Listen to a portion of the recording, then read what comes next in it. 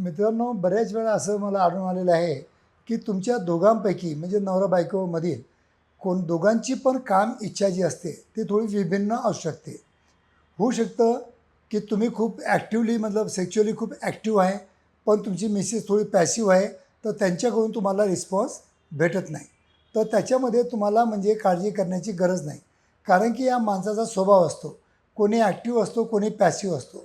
जर तुमचे पार्टनर जर संभोगासाठी जर इझिली तयार होत नसेल, तर त्याचसाठी तुम्हाला प्रॉपर तिची इन्व्हॉल्वमेंट करून घेण्यासाठी तिला थोडंसं समजून सांगणं गरजेचं असतं किंवा काउन्सिलिंग करणं गरजेचं असतं.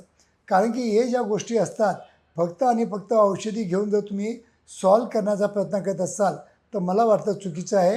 कारण की आपली जे काम इच्छा आहे, ते आपल्या हार्मोनवर डिपेंड असते.